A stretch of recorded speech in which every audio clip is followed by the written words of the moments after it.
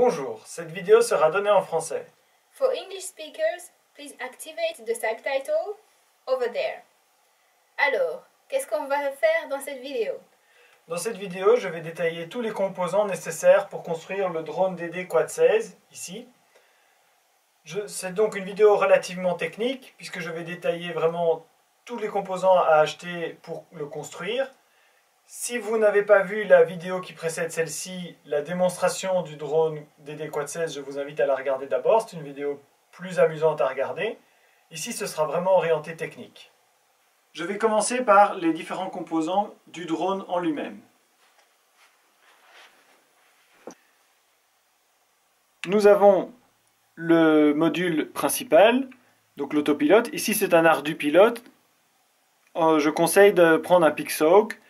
Mais pour le prototype, j'ai utilisé un ArduPilote qui a des performances un peu inférieures, donc de toute façon avec le Pixhawk, ça fonctionne mieux. Ça, c'est le récepteur de la télécommande Graupner. Je vais parler des télécommandes après. Ça, c'est le récepteur pour la télémétrie, donc pour relier le drone à un ordinateur ou à un smartphone. Et j'y ai mis une antenne 433 MHz, plus performante que les antennes de base. Ici, nous avons deux régulateurs de tension, un pour le 5 volts et un pour le 12 volts. Le 12 volts est utilisé pour alimenter l'émetteur vidéo, le 5 volts est utilisé pour alimenter la GoPro. Ici, nous avons un interrupteur qui est relié à un relais, qui permet d'activer quelque chose à distance. Ici, j'ai une prise qui me permet par exemple d'allumer une lampe à distance, depuis la télécommande. Il y a la puce GPS, ici, et au-dessus du mât, la boussole, qui est éloignée des différents composants pour avoir de meilleures performances. À l'arrière, on a 3 fois les connecteurs pour connecter donc 3 batteries de 4 éléments. On a sur les bras des ESC AfroSlim avec firmware Simon K, donc qui rafraîchissent la vitesse du moteur plus rapidement et donc qui rend le drone plus silencieux. Nous avons des moteurs Turnigy relativement lents, de 390 kV, mais en 6 éléments, donc ils sont sous-alimentés, comme ça ils sont encore plus lents, et des hélices de 16 pouces APC. Pour l'émetteur vidéo, j'ai mis une antenne Spironet, donc omnidirectionnelle. La GoPro ici est montée directement sur le drone. Mais bien entendu, on peut utiliser une nacelle stabilisée, comme sur mon drone ici, le Y6, qui donne des résultats bien meilleurs.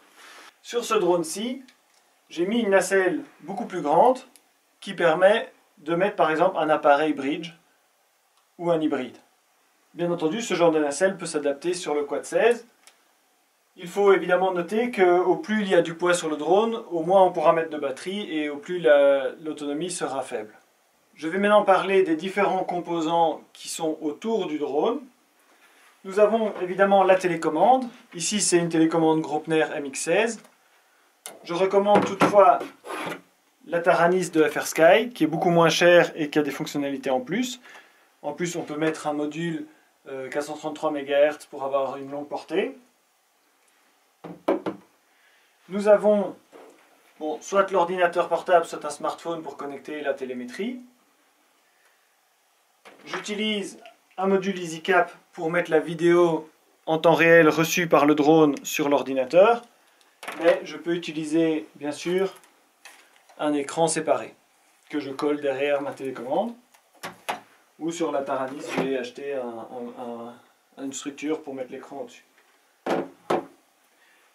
À l'écran est relié bien entendu le récepteur vidéo, donc qui est composé ici d'un récepteur double voie, où j'ai mis une antenne Spironet sur une des voies et une antenne patch qui permet d'avoir une réception directionnelle pour les longues portées. Si vous voulez plus de mobilité, il existe des écrans où le récepteur est directement intégré. Quand vous recevez les modules de télémétrie, vous recevez des antennes 433 MHz de base, comme celle-ci. Donc, j'ai déjà changé l'antenne sur le drone, mais au sol, j'utilise soit une antenne monopôle, comme celle-ci, soit encore mieux, une antenne dipôle comme celle-ci, qui permet d'arriver à bien plus de 7 km de portée. Notez que le câble ici est assez long et qu'il est fort vite perturbé par d'autres éléments, donc il faut faire bien attention de ce qu'il y a entre l'antenne et le récepteur de la télémétrie pour ne pas perturber le signal qu'il y a dans le câble. Voilà qui conclut le tour de tous les composants. Que dois-je faire pour me procurer ce drone? Si vous voulez acheter ce drone, vous pouvez vous rendre sur le site dronedyne.eu où vous trouverez toutes les informations nécessaires pour le commander. Que dois-je faire alors si je veux faire le drone moi-même? Si vous voulez faire le drone vous-même, vous pourrez aussi aller sur dronedyne.eu et vous trouverez là toute la liste des composants nécessaires pour le construire. Merci pour cette vidéo et ces explications. Si vous voulez plus d'informations sur les drones, vous pouvez souscrire à ma chaîne YouTube. Merci d'avoir regardé et à bientôt.